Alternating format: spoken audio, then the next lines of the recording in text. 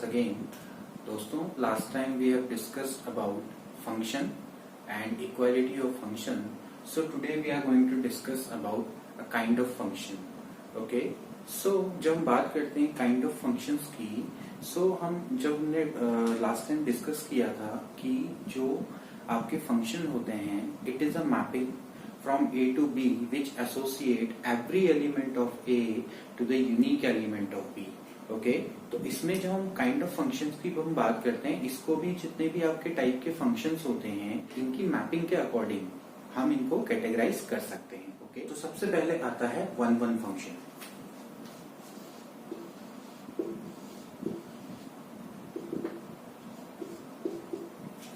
One one function क्या होता है इसको हम एक एग्जांपल से समझते हैं. जैसे सपोज करो we have a set A and another set B, and let's suppose the element of A are A, B, C, and the element of B are suppose 1, 2, 3, 4. Okay. Now suppose we A 1 से जुड़ा हुआ है, okay, B 2 से जुड़ा हुआ है, and C 3 से जुड़ा हुआ है. Okay. So from here this is a mapping from A to B जो कि A के हर एलिमेंट को B के संग एसोसिएट करती है. तो इसमें डिफरेंट क्या है? इसमें डिफरेंट चीज ये है, ये है तो फंक्शन, लेकिन ये वन वन फंक्शन का एग्जांपल है बिकॉज यहां पर fa बराबर है 1, fb बराबर है 2 और fc बराबर है 3. इसका मतलब ये है the different elements of A have different image, यानी जितने भी आपके A के जो अलग अलग एलिमेंट्स हैं उनकी अलग अलग इमेज है. That's why it is known as one one mapping. Okay अगर मैं इस एग्जांपल को डिफरेंट तरीके से दिखाऊं, लेट्स सपोज ये C को मैं 2 से कनेक्ट कर देता हूं. ओके तो आप देख सकते हैं A की जो इमेज है 1, B की 2 है और C की भी 2 है. Again it's a function but it's not one one because यहां पर जो डिफरेंट एलिमेंट है उनकी इमेज सेम है. तो वन वन फंक्शन को अगर हम थ्योरेटिकली अगर हम दिखाएं तो कैसे दिखाएंगे? Suppose f is a mapping from A to B and the function fx equals to है आपका fy. लेट सपोज fx बराबर अगर y हो fy हो, सो x इज इक्वल टू क्या होना चाहिए? y होना चाहिए. ओके तो अगर हम इसको थ्योरेटिकली नोटेशन में दिखाएंगे, so if fx is equal to fy, so x is equal to y. तो मैथमेटिकली हम वन वन फंक्शन को इस तरीके से प्रूव करेंगे, या फिर हम इस तरीके से भी कह सकते हैं कि fx does not equals to fy, so x does not equals to y. Okay दोस्तों, वन वन फंक्शन को हम इंजेक्टिव फंक्शन भी बोलते हैं, तो इसको हम इंजेक्शन भी बोलते हैं. ओके या अगर कोई फंक्शन वन वन है तो उसको हम इंजेक्टिव फंक्शन भी कहेंगे. बच्चों अगर हम इसके और एग्जांपल की अगर हम बात करें, let's suppose f is a function from natural number two natural number. Natural number आपको पता है 1 से लेकर इनफाइनाइट तक के जितने भी नंबर होते हैं. And suppose we have function is like x plus 2. Okay so ये आपका किसका एग्जांपल है? वन वन फंक्शन का एग्जांपल है. बिकॉज अगर हम यहाँ पर 1 रखेंगे तो 1 प्लस 2 इज इक्वल टू हो जाएगा 3. f2 इज इक्वल टू रखेंगे तो it will become 4 and similarly f3 रखेंगे तो इट विल बिकम 5. यानी इसका मतलब ये है कि different elements have a different image. Okay and 3, 4, 5 ये भी सारे के सारे क्या है? नेचुरल नंबर है. So it is a function but it is a one one function और इंजेक्टिव फंक्शन. ओके तो अगर मैं इसको थ्योरेटिकली दिखाऊं तो कैसे दिखाऊंगा? Let fx1 is equal to fx2. Okay fx1 बराबर क्या है? fx2 है. So from here it will be x1 plus 2 is equals to x2 plus 2. So 2 से 2 कैंसिल आउट हो जाएगा तो x1 बराबर क्या है?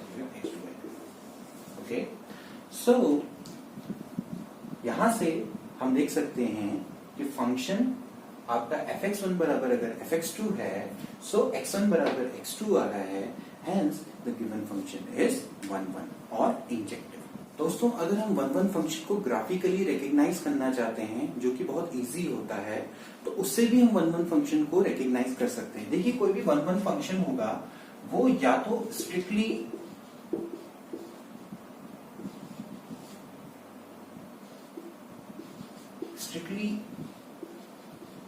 इंक्रीजिंग होगा, या तो वो स्ट्रिक्टली इंक्रीजिंग होगा। स्ट्रिक्टली इंक्रीजिंग का मतलब ये है कि उसकी वैल्यू लगातार बढ़ती चली जाएगी।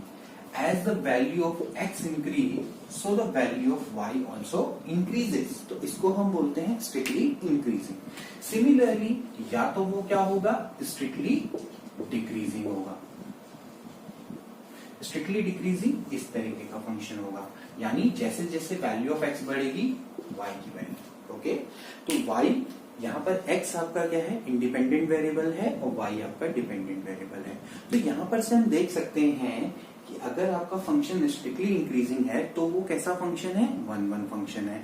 इसी तरह से वो स्ट्रिक्टली डिक्रीजिंग फंक्शन है तो भी क्या कहलाएगा, 1 1 फंक्शन कहलाएगा, ओके। तो इसको अगर हम थ्योरेटिकली अगर हम वैसे समझना चाहें तो कैसे, let's suppose we have a line which is parallel to x axis, okay. Now similarly यहाँ पर भी हम दो पैरेलल लाइन ले लेते हैं जो कि x एक्सिस के बिल्कुल पैरेलल है। तो अगर किसी फंक्शन का ग्राफ x एक्सिस के पैरेलल लाइन से एक ही पॉइंट पर कट करता है, जैसे हम यहाँ पर देख सकते हैं, यहाँ पर ये इंटरसेक्ट कर रहा है a पर, एंड लेट्स सपोज करो यहाँ पर b पर इंटरसेक्ट कर रहा है, तो हम इसको थ्योरेटिकली ऐसे भी समझ सकते हैं कि अगर कोई फंक्शन है, अगर हम उसका ग्राफ को ड्रॉ करें और एक x एक्सिस के पैरेलल लाइन खींचें, तो वो लाइन अगर उसको सिर्फ एक पॉइंट पर इंटरसेक्ट करती है, सिर्फ और सिर्फ एक पॉइंट पर इंटरसेक्ट करती है, तो वो फंक्शन 1 1 कहलाएगा, ओके, या इंजेक्टिव कहलाएगा, ओके। तो this is example of 1 1 function. तो अगर हम इसको थ्योरेटिकली अगर हम डिफरेंशिएशन से समझें, तो स्ट्रिक्टली इंक्रीजिंग का मतलब है कि इसका जो डेरिवेटिव है should be greater then 0 through out, and इसका जो डेरिवेटिव है it should be less than 0 through out, okay. तो अगर ये आप अभी हमारे इंक्रीजिंग और डिक्रीजिंग फंक्शन आगे जाके आएंगे तो वी विल हम उसके बारे में बहुत अच्छे से हम उसको डिस्कस करेंगे। तो अभी आप ये समझ लो कि इसका डिफरेंशिएशन ग्रेटर देन 0 होना चाहिए, इसका डिफरेंशिएशन लेस देन 0 होना चाहिए। सो this is example of injective function, okay. अगर हम इसमें थोड़ा सा डिफरेंट वे में देखें, लेट्स सपोज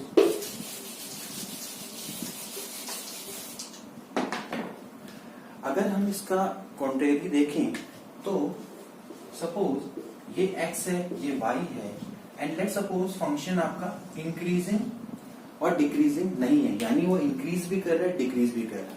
नाउ सपोज करो अब मैं कोई लाइन खींचूंगा जो कि x एक्सिस के पैरेलल है, तो वो x एक्सिस के पैरेलल है तो इट विल कट इट इसको a, b और c, यानी एक से ज्यादा पॉइंट पर इंटरसेक्ट करेगी।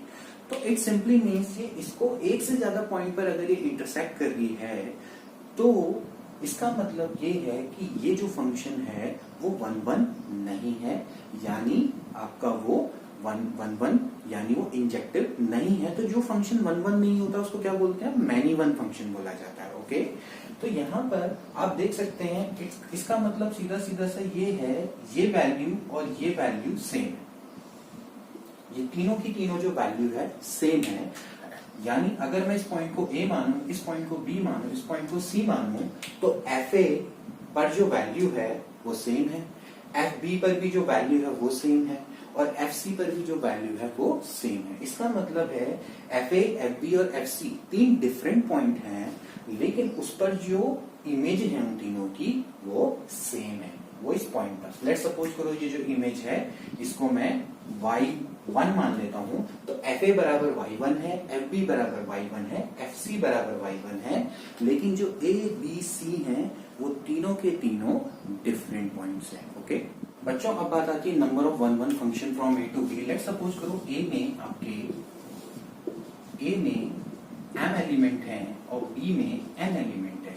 इसको मान लेते हैं A1 A2 और इसको मान लेते हैं B1 B2। ओके, नाउ अब हमें यहाँ पर एक ध्यान देने की बात है कि different element have different image. इसका मतलब यह है कि जब हम स्टार्ट करेंगे A1 से तो इसके पास जो चॉइस होंगी वो n चॉइस होंगी।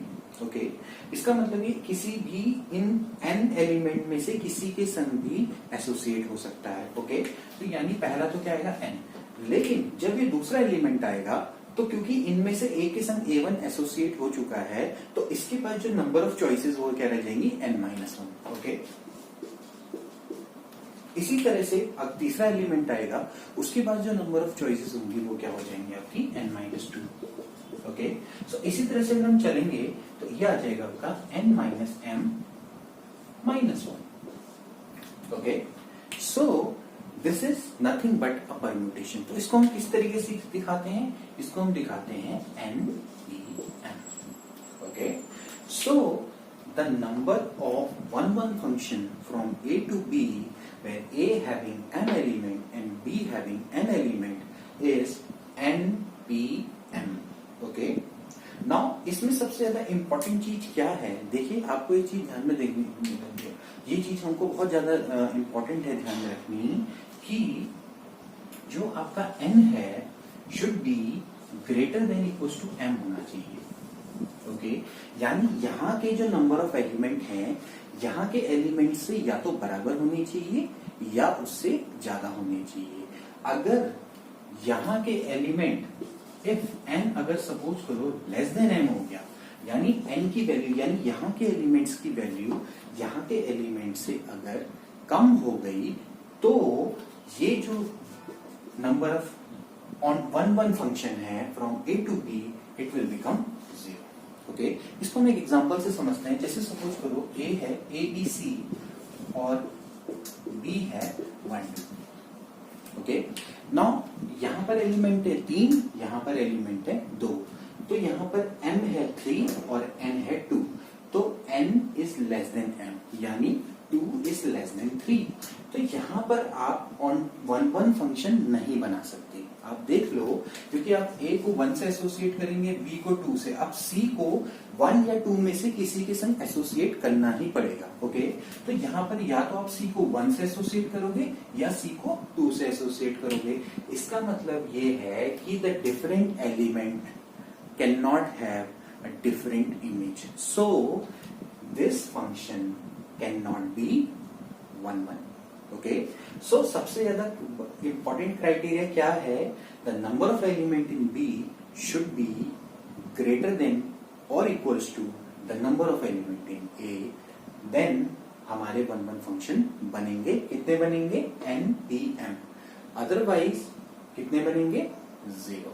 जो अभी हम लोगों ने डिस्कस किया कि नंबर ऑफ 1-1 फंक्शन कितने बन सकते हैं, और तो जो 1-1 फंक्शन नहीं होते हैं उनको क्या बोलते हैं, मेनी वन फंक्शन बोलते हैं। अब आता है onto function. Onto function यानी इसको हम सरजेक्शन भी बोलते हैं। ओके, तो सरजेक्शन फंक्शन को हम किस तरीके से निकालते हैं, या सरजेक्टिव भी इनको बोला जाता है। तो देखते हैं कि ऑन टू फंक्शन क्या होता है। So let's suppose we have a function from a to b। So यहाँ पर हमें इंजेक्टिव के बारे में हमने पढ़ा था कि a के डिफरेंट एलिमेंट के पास b की डिफरेंट इमेज होनी चाहिए। ओके, देखिए ऑन टू फंक्शन ये कहता है कि b के सारे एलिमेंट की a पर f इमेज होनी चाहिए, या हम कह सकते हैं कि b के सारे एलिमेंट की प्री इमेज होनी चाहिए। ओके, इसको हम एक एग्जांपल से समझते हैं। जैसे सपोज करो 1 2 3 a है और b है आपका 3, सपोज करो b है आपका b1 b2 b3। Okay, now this and this. Okay, यहां पर ये ध्यान देने की बात है, this function is onto function. Why, because यहां पर b के हर एलिमेंट यानी b1 b2 b3 इसकी अपनी प्री इमेज है। b1 की प्री इमेज 1 है, b2 की प्री इमेज 2 है, b3 की प्री इमेज 3 है। Okay, so this is an example of onto function. Okay, अगर सपोज करो यहाँ पर एक एलिमेंट और होता, सपोज करो b4 होता, so this is not example of onto function, ये बन जाता इनटू। ओके, इसको हम क्या बोलते हैं, इनटू। जैसे अगर सपोज करो 1 1 है तो 1 1 का उल्टा क्या होगा, मैनी 1। इस तरह से अगर कोई ऑन टू है तो उसका उल्टा क्या हो जाएगा, इनटू फंक्शन हो जाएगा। तो यहाँ पर ये है कि B4 की प्री इमेज नहीं है, तो B4 की क्योंकि अगर प्री इमेज नहीं है सो ये आपका ऑन इनटू फंक्शन है। अगर B4 यहाँ पर नहीं होता तो हम कह सकते हैं कि B1 B2 B3 ये जो आपके हर किसी की अपनी प्री इमेज है, so hence it is an example of onto function. तो यहाँ पर से आपको क्लियर हो चुका होगा कि ऑन टू फंक्शन क्या होता है। हमें सबसे ज्यादा इंपॉर्टेंट चीज अगर यहाँ पर ऑब्जर्व करें, सो दिस इज कोडोमेन, इसको हम क्या बोलते हैं, codomain. So now this is domain, okay, and the value of F A is actually range. तो इस केस में जब फंक्शन ऑन टू होता है तो उस केस में आप देख सकते हैं इसकी रेंज है B1 B2 B3 और जो कोडोमेन है वो भी क्या है, B1 B2 B3। तो जब फंक्शन ऑन टू होता है तो उसकी रेंज और कोडोमेन दोनों के दोनों सेम होते हैं, यानी रेंज कोडोमेन की सबसेट नहीं रह जाती है, range will become codomain. Okay, तो यहाँ पर ध्यान रखने वाली बात है कि जब एफ ए बराबर बी हो जाता है, यानी एफ ए बराबर क्या हो जाता है, बी, यानी ए के एलिमेंट्स की जो इमेज है, ए के एलिमेंट्स की जो इमेज है वो बी के सारे एलिमेंट्स के बराबर हो जाती है, यानी जो रेंज है वो बी के बराबर हो जाती है, तो वो जो फंक्शन है वो ऑन टू बन जाता है। ओके, तो बच्चों अब जो हमारे पास लास्ट रह गया वो रहेगा 1 1 इन ऑन टू, यानी एक फंक्शन है वो 1 to 1 भी है और साथ में ऑन टू भी है, यानी डिफरेंट एलिमेंट के पास डिफरेंट इमेज है और जो बी के सारे एलिमेंट्स हैं उनके पास अपनी प्री इमेज है, तो उसको हम क्या बोलेंगे, 1 1 इन ऑन टू, यानी उसको हम बाइजेक्शन बोलते हैं। तो बाइजेक्शन यानी बाइजेक्टिव फंक्शन भी ये कहलाता है। ओके, तो अभी जो हमने एक एग्जांपल पढ़ा था, जैसे सपोज करो ए है 1 2 3 एंड बी है आपका B1 B2 B3, तो यानी 1 का B1 से, 2 का B2 से, 3 का B3 से, यानी ए के हर एलिमेंट के पास अपनी डिफरेंट इमेज है और यहाँ के हर एलिमेंट की अपनी प्री इमेज है। Okay, and the range is also equals to the codomain. Okay, तो this is an example of 1 1 in onto function. तो बच्चों फंक्शन कब 1 1 इन ऑन टू होना चाहिए, अगर हम इसको मैथमेटिकली दिखाएं तो सबसे पहले let x1 x2 is the element of A and fx1 equals to, अगर fx2 है तो x1 बराबर क्या होना चाहिए, x2। पहले तो हम ये प्रूफ करेंगे किसी फंक्शन की पहचान के लिए कि 1 1 है या नहीं। Okay, now second is onto. Onto का मतलब ये है कि for every element of B there should be an element of A, यानी यहाँ के हर एलिमेंट के लिए कोई ना कोई ए का एलिमेंट होना चाहिए। तो इसको हम कैसे दिखाएंगे, फॉर एवरी एलिमेंट यानी y is the element of b, there exist for every element of, for all y is the element of b, there exist, ये उल्टा ही इसका साइन होता है देयर एग्जिस्ट का, so there exist element of a।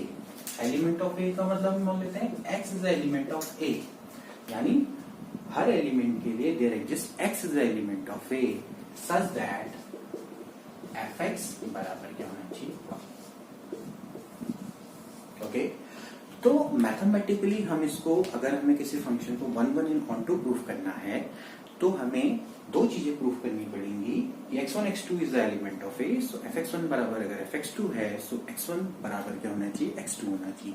और दूसरा, for every element of b, let's suppose y is the element of b, okay, there exist an element of a, let's suppose वो क्या है, x है, okay, such that fx बराबर y, यानी b के हर एलिमेंट की प्री इमेज a में एग्जिस्ट करती है, hence the given function is 1 1 and onto and it is also known as a bijective function. So हमने पढ़े काइंड ऑफ फंक्शन, पहला होता है 1 1 फंक्शन, दूसरा होता है ऑन टू फंक्शन।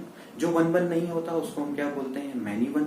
जो ऑन टू फंक्शन नहीं होता उसको क्या बोलते हैं, इनटू फंक्शन बोलते हैं। ओके, तो आपके लिए ये चीज समझना बहुत इजी है। अगर आपको 1-1 पता है तो आपको मैनी 1 बहुत इजीली आ जाएगा। ओके, इसी तरह से अगर आपको ऑन टू पता है तो आपको इनटू भी पता लग जाएगा। इनटू में क्या होगा, डेफिनेटली रेंज कोडोमेन के बराबर नहीं होगी, जबकि ऑन टू फंक्शन में रेंज और कोडोमेन हमेशा क्या होते हैं, बराबर होते हैं। इसी तरह से 1-1 इन ऑन टू फंक्शन वो होगा कि जो आपका 1-1 यानी इंजेक्टिव यानी fx1 बराबर fx2 है तो x1 बराबर x2, यानी different elements of A have different image in B, and onto का मतलब ये है कि every element of B has f image और pre image in A। Okay, so दोस्तों आज के लिए इतना ही। आई होप ये टॉपिक आपको समझ में आया होगा। अगर आपको ये मेरे वीडियोस में अगर आपको लेक्चर समझ में आते हैं तो प्लीज इसको ज्यादा से ज्यादा शेयर करिए, और जो भी नीडी लोग तो उनको ये सजेस्ट करिए। Okay, so till then take care and good